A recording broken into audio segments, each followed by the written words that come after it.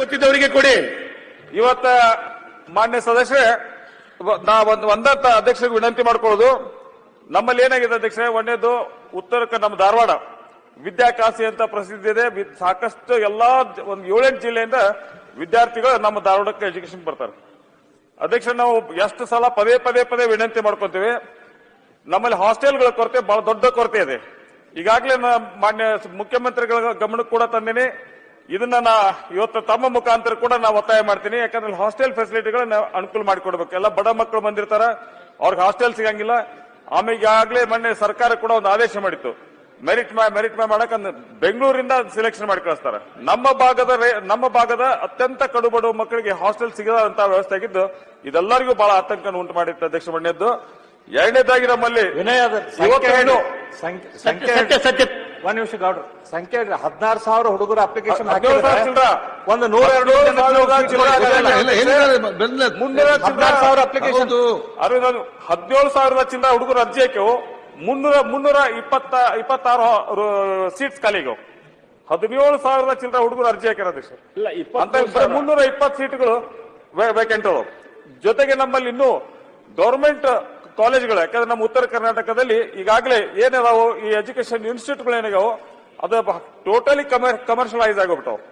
ಆ ವ್ಯವಸ್ಥೆಯಲ್ಲಿ ಬಡ ಮಕ್ಕಳು ಅಂತ ಹೋಗಿ ಆ ಡೊನೇಷನ್ ಕೊಟ್ಟು ಹಾಸ್ಟೆಲ್ ಫೀಸ್ ಕೂಡ 2.5 ಲಕ್ಷ ರೂಪಾಯಿ ಪಿಯುಸಿ ಅಡ್ಮಿಷನ್ ಸೈನ್ಸ್ಗೆ 2 ಲಕ್ಷ ಚಿಲ್ಲರ ಇವತ್ತು ಅಡ್ಮಿಷನ್ ಫೀಸ್ ಆಗಿದೆ. ಇಂಥದನ್ನ ಸಾಮಾನ್ಯ ಜನರು ಇವತ್ತು ಎಜುಕೇಶನ್ ತಗೊಳಕ್ ಸಾಧ್ಯನೇ ಇಲ್ಲ. ಅದಕ್ಕೆ ಗವರ್ಮೆಂಟ್ ಕಾಲೇಜ್ಗಳನ್ನ ಇನ್ನೂ ನಮಗೆ ಜಾಸ್ತಿ ಮಾಡ್ಕೊಡ್ಬೇಕಂತೇಳಿ ನಾವು ಬಹಳ ಕಳಕಳಿ ವಿನಂತಿ ಮಾಡ್ಕೊಂಡ ಅಧ್ಯಕ್ಷ. ಇದಕ್ಕಿಂತ ಮುಖ್ಯವಾಗಿ ಎಲ್ಲಾ ವಿದ್ಯಾರ್ಥಿಗಳು ಪಾಪ ವಿದ್ಯಾವಂತರಕ್ಕವು ನಂತರದಿಂದಲೇ ನಮ್ಮ ಧಾರವಾಡದಲ್ಲಿ ದೊಡ್ಡ ಇಂಡಸ್ಟ್ರಿಯಲ್ ಏರಿಯಾ ಡೆವಲಪ್ ಆಯ್ತು ಅಧ್ಯಕ್ಷ. ಯಾವತ್ತು ತಾವು ಇದಕ್ಕೊಂದು ಕಾಯ್ದೆ ತಿದ್ದುಪಡಿ ಆಗ್ಲೇಬೇಕು. ಮಾನ್ಯ ಕೃಷ್ಣ ಬೈರೇಗೌಡ ಸರ್ ತಮ್ಮ ವಿನಂತಿ ಮಾಡ್ಕೊಂತೇನೆ, ಒಂದು ಕಾಯ್ದೆಯನ್ನು ತಾವೆಲ್ಲರೂ ಕೂಡಿ ಇವತ್ತು ಸಂತೋಷ್ ಲಾಡ್ ಅವ್ರನ್ನು ಕರೆಸಿ ಸರ್, ನಮ್ಮ ಭಾಗದಲ್ಲಿ ಇವತ್ತು ಟಾಟಾ ಮಾರ್ಕೋ ಪೋಲೋ ಅದನ್ನು ಕೊಟ್ಟಂತ ಎಲ್ಲಾ ಲ್ಯಾಂಡ್ ಅಷ್ಟು ಏನ್ ಇಂಡಸ್ಟ್ರಿಯಲ್ ಲ್ಯಾಂಡ್ ಐತೆ ಅದು ಎಲ್ಲ ನನ್ನ ಕ್ಷೇತ್ರದ ನಮ್ಮ ಭಾಗದ ಜನರ ಹೊಲಗಳು ಬಹಳ ಕನಿಷ್ಠ ಪ್ರಮಾಣದಲ್ಲಿ 10,000-12,000 ರೂಪಾಯಿ ಪರ್ ಎಕರ್ ಹೋಗ್ಯಾವ. ಅಂತವನ್ ರೇಟ್ ಕೊಟ್ಟರು ನಾವು ತಗೊಂಡ್ರು. ಆಮೇಲೆ ನಾವು ಗೌರ್ಮೆಂಟ್ ಇಂದ ಅವ್ರಿಗೆಲ್ಲ ಫ್ರೀ ಇದನ್ನ ಕೊಟ್ವಿ, ವಾಟರ್ ಲೈನ್ ಹಾಕಿ ಕೊಟ್ವಿ, ಸಾಕಷ್ಟು ಫೆಸಿಲಿಟಿಗಳನ್ನ ಮಾಡಿಕೊಟ್ವಿ.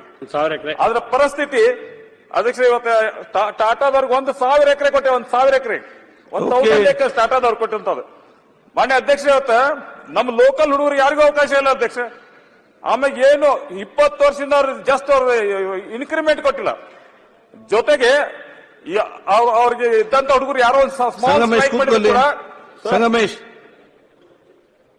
20 ವರ್ಷದಿಂದ ಇನ್ಕ್ರಿಮೆಂಟ್ ಇಲ್ಲ.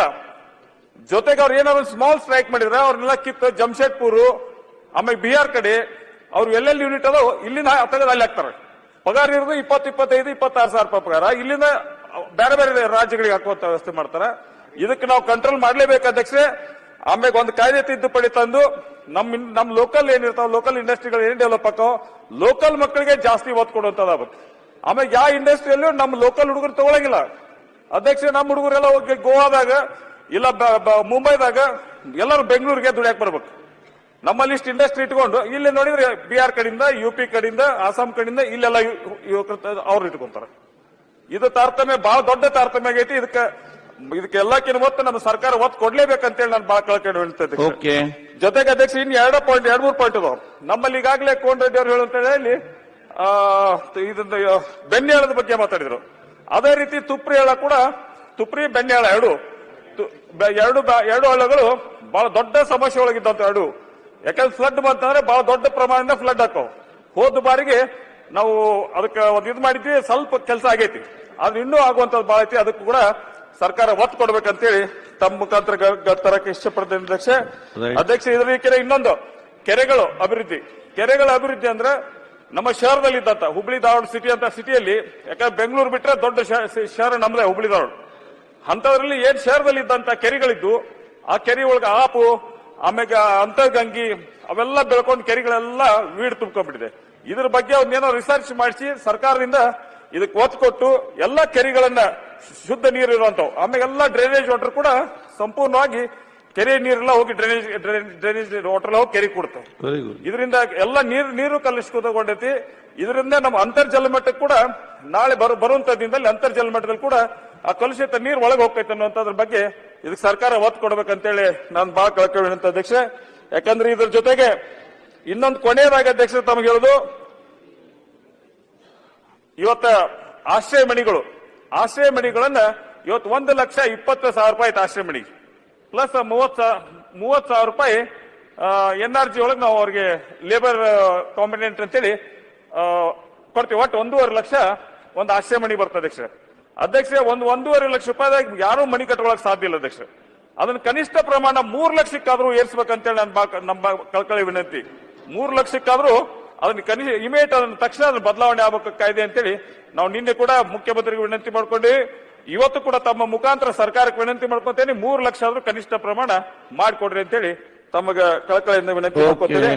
ಈಗಾಗಲೇ ಅಧ್ಯಕ್ಷ ಇನ್ನೊಂದು ಸ್ಮಾಲ್ ಎರಡದ ಅಧ್ಯಕ್ಷನು ಆಮ್ಯಾಗ ಏನು ಹಾಸ್ಪಿಟಲ್ಗಳದಾವಲ್ಲ ಅಧ್ಯಕ್ಷ, ಡಾಕ್ಟರ್ಗಳು ಕೊರತೆ ಬಹಳ ದೊಡ್ಡ ಕೊರತೆ ಐತಿ ಸರ್ಕಾರಿ ದವಾಖಾನೆಗಳಲ್ಲೆಲ್ಲ. ನರ್ಸ್ಗಳು ಕೊರತೆ ಇದೆ ಅಧ್ಯಕ್ಷ. ನಮ್ಮ ಗ್ರಾಮೀಣ ಪ್ರದೇಶದಲ್ಲಿ ಅಂತೂ ಏನ್ ನಮ್ಮ PHCಗಳು ಮಾನ್ಯ ಹೆಲ್ತ್ ಮಿನಿಸ್ಟರ್ ಕೂಡ ತಮ್ಮ ಮುಖಾಂತರ ವಿನಂತಿ ಮಾಡ್ಕೊಂತೇನೆ. ಎಲ್ಲಿ ನಂದಂತಲ್ಲ, ಇಲ್ಲಿ ನಮ್ಮ ಇಡೀ ಉತ್ತರ ಕರ್ನಾಟಕದಲ್ಲಿ ಎಲ್ಲಿ PHCಗಳು PHC ಇದ್ದಲ್ಲಿ ಡಾಕ್ಟರ್ಗಳು ಕೊರತೆ ಐತಿ, ತಕ್ಷಣ ಡಾಕ್ಟರ್ಗಳು ಕಾಲ್ಫಾರ್ಮ್ ಮಾಡಿ ಡಾಕ್ಟರ್ಗಳು ತುಂಬಿಕೊಡ್ಬೇಕು. ನಮಗೆ ನರ್ಸ್ಗಳು ಕೊರತೆ ಇದ್ದಂತಲ್ಲಿ ನರ್ಸ್ಗಳು ನಮಗೆ ಹಾಕಿಕೊಡುವಂತ ಕೆಲಸ ಆಗ್ಬೇಕು ಅಧ್ಯಕ್ಷ.